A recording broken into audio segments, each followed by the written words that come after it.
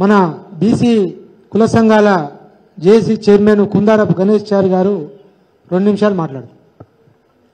సభాధ్యక్షులు గౌరవనీయులు అంబాల నారాయణ గారు, ఈ వర్ధంతి సమావేశానికి ముఖ్య అతిథిగా విచ్చేసిన గౌరవ మంత్రివర్యులు శ్రీనివాస్ గౌడ్ గారు, అదేవిధంగా మా జాతీయ బీసీ సంక్షేమ సంఘం అధ్యక్షులు జాల శ్రీనివాస్ గౌడ్ గారు, అదేవిధంగా మా అన్న మా వెంట మా బీసీ సంఘాలకు ఒక భీముడిలా ఉంటూ మమ్మల్ని ముందుకు నడిపిస్తున్న మా బాలరాజు గౌడ్ అన్నగారికి, అదేవిధంగా మా సాగర్ సంఘం అధ్యక్షుడు శేఖర్ సాగర్ గారికి, ముదిరాజ్ సంఘం అధ్యక్షుడు నగేష్ గారికి, మరి కుర్మ శ్యామ్, మరి మా తమ్ముళ్ళందరికీ పేరు పేరున ఒక మంచి వాతావరణంలో మంత్రి గారు చెప్పినట్టు మంచి వాతావరణంలోనే మాజీ మంత్రి వారు చెప్పారు.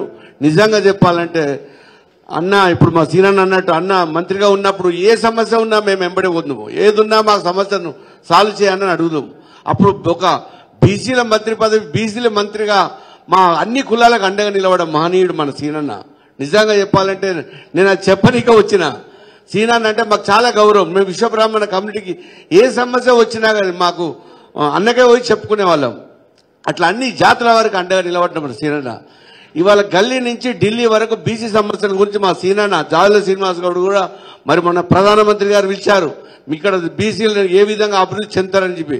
ఒక రాహుల్ గాంధీ గారు పిలిచారు, మరి మీ బీసీ ఉద్యమానికి ఏ విధంగా మేము ఏం చేస్తే మీ బీసీలందరూ బాగుంటారని చెప్పి ఒక గల్లీ నుంచి ఢిల్లీ వరకు మేము మరి ఉద్యమాలు చేపడుతున్నాము. ఎన్నో సమస్యలు సాల్వ్ చేయడానికి అవకాశం ఉన్నది.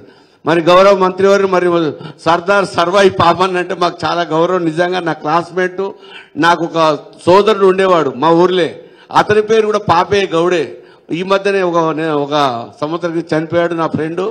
మేము ఊరికి అనుకుందాం, ఊర్లలో బాగా హరికథలు చెప్పేటప్పుడు సర్వన్న పాపన్న గురించే చెప్పేవారు ఊర్లలో. మా చిన్నతనమున మాది భువనగిరి ప్రాపర్, ఆ పక్కన మా పెద్దమూరు జనగామ ఆలేరు ప్రాంతంలో ప్రతి ఊర్లో ఏ హరికథలు చెప్పినా ఏ కథ చెప్పినా కానీ ఒక వీరుడు శూరుడు మరి కిలేశాపురంలో పుట్టిన మహనీయుడు సర్దార్ సర్వాయి పాపన్న గౌడ్ అని చెప్తుంటే మాకు చాలా సంతోషం అనిపించేది అప్పుడు హరికథ చెప్తుంటే. నిజంగా మహనీయుని మరి వర్ధంతి 314 వర్ధంతి సందర్భంగా మరి నిజంగా ఆ మహనీయుని అడుగుజాడలు బడుగు బలహీన వర్గాల గురించి ఒక పెత్తందారి వ్యవస్థపై దాడి చేశారు. ఒక బహుజనులను అభివృద్ధి చెందాలని ముందుకు వచ్చిన మహనీయుడు. ఆ మహనీయుని మరి అడుగుజాడలో నడవాలే మరి పెద్దలు చక్కగా వివరించారు. మనమంతా బీసీలం ఏకమై మరి పెత్తందారి వ్యవస్థ కానీ మనను వెనుకబడిన వారిని వెనుకేశారు.